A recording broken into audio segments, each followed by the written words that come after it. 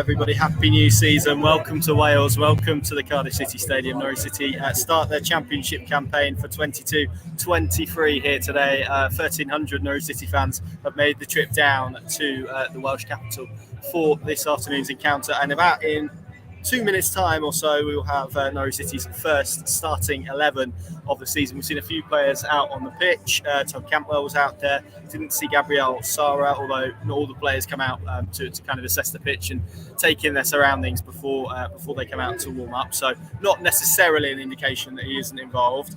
Likewise, Kieran Dowell as well, who I think were the two kind of maybes, weren't they, late decisions on that. We've seen Dean Smith. He's kind of stood actually on the edge of his technical area, speaking to some of his kind of analysts and analytics staff. And Stuart Well also here as well today, and it's certainly going to be an interesting one. Joined by Samuel Seaman. Sam, with the basis that I may well cut you off in just a minute, what are you kind of expecting from this afternoon? Because with the first game, and we kind of saw this last night with Burnley and Huddersfield, it's really hard to fully assess how this is going to go. Yeah, I think that's what makes it sort of exciting, is that we're about to see two teams that we have basically no idea really about how well they're going to do in the Championship. Obviously Cardiff in the midst of what looks like quite a large rebuild. Norwich really hard to predict at the moment. So I'm quite excited to find out what Dean Smith's 2022-23 team looks like, and I'm sure we'll have quite a good indication in a few seconds. But really looking forward to it, and it feels very real now that we're here in the Cardiff City Stadium. Looking forward to it a lot. Yes, it's a pretty impressive stadium, actually. You've got a very bizarre situation where you've got the tier, the stand opposite to us is red, but you don't care about that. Let's read the first team of Norwich City season. They go with Tim Krul in goal, Aaron Hanley, Omar Bamadelli, and Yanulis the back four. Sorensen and McLean in there. Looks like a 4-2-3-1. Sargent on the right, Rashida on the left, with Todd Campbell in the 10 behind Teemu Pukki. So I'll read that again. Tim Krul in goal, Aaron Hanley, Omar Bamadelli, and Janulis the back four. Sorensen and McLean the midfield two, as it's lined up on this graphic. May turn into a free. Sargent on the right, Milo Rashida on the left, with Teemu Pukki up front with Todd Campbell in the 10. The subs bench, Angus Gunn, Jonathan Tompkinson, Sam McCallum, Liam Gibbs, Onel Hernandez, Danel Sanani, and Jordan Hugill. So that's Norwich City starting 11 for today. Looks, Sam, as I said, like a 4-2-3-1. With these formations, they can adapt. They can be something slightly different in and out of possession, but probably not a huge surprise. That starting 11, given what we saw at Celtic last week, does look like he's gone for the balance of Sorensen and McLean in there. Yeah, not surprised at all. I think that was the formation that worked so well against Marseille.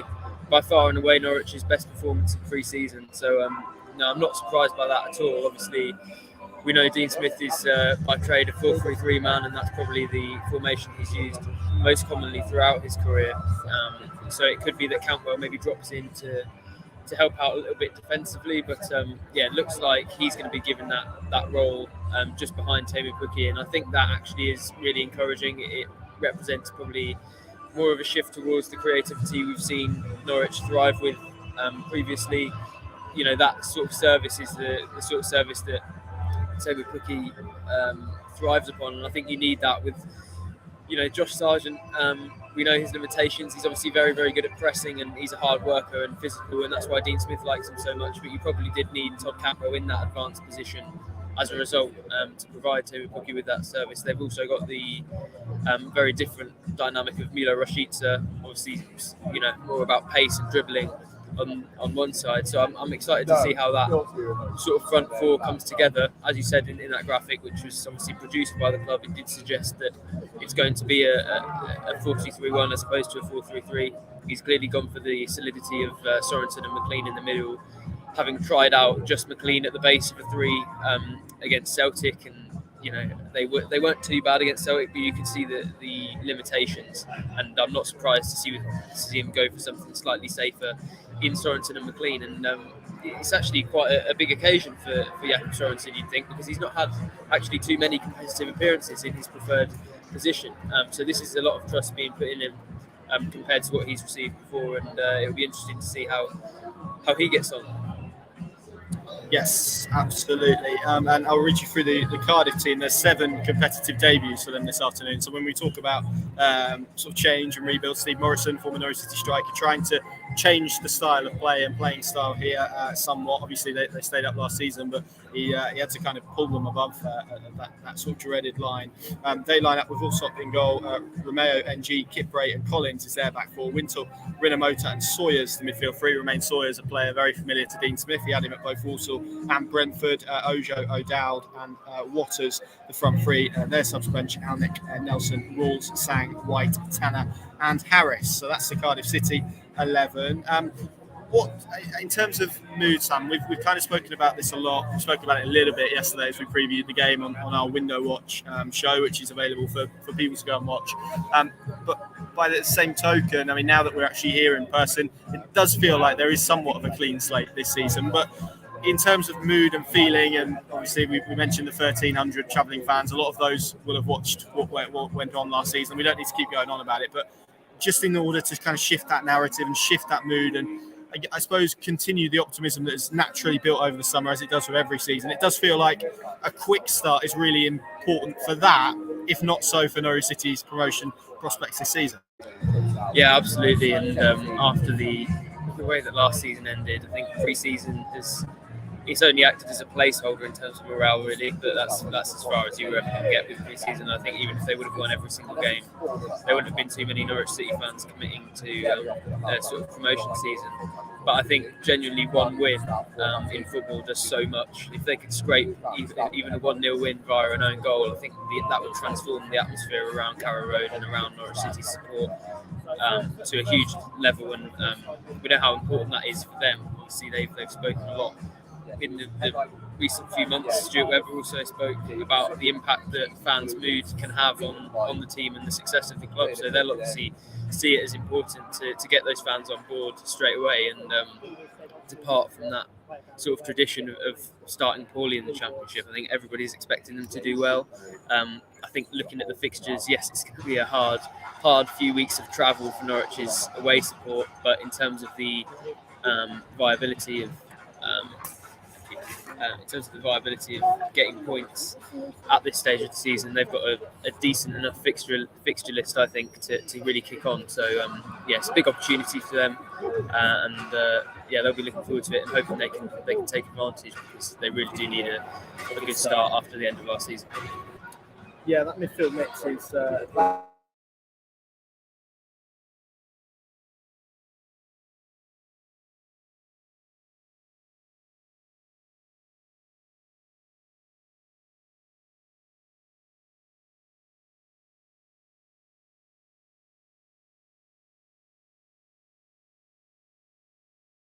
Thank you, Adam. Apologies, everyone. I was saying there, in terms of, we've discussed so much about Norwich City's midfield this summer. It's interesting that Dean Smith has settled upon Jacob Sorensen and Kenny McLean, because it's apparent, I don't think we saw too much in pre-season, certainly in terms of the mechanics of how Norwich City operated.